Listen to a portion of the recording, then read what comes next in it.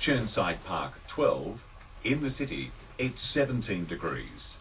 David Armstrong, Melbourne's own 3AW.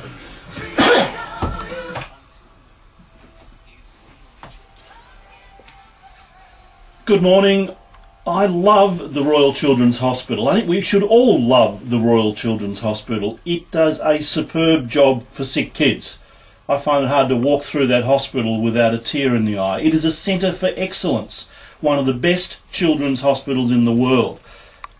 Today, I think, potentially, that's under threat. There's a plan to build a second hospital for kids out at Monash in the southeast.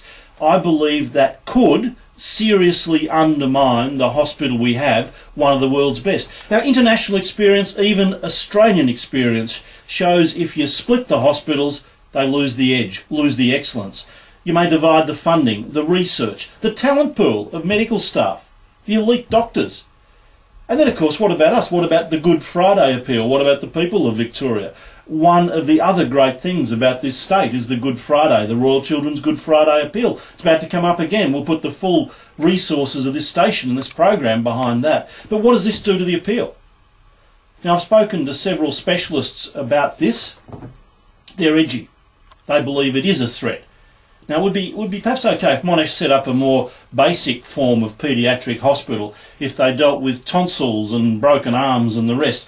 But if you start to split the specialist areas, it could cause trouble. So under this scheme, will Monash compete with the Parkville Hospital on things like heart treatment, cardiac, transplant?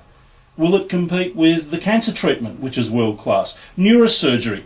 And when we saw what the team there achieved with the conjoined twins, Trishna and Krishna, will there be competition about all those things? Now, on the plans announced, this new Monash Kids Hospital will be run by a different organisation.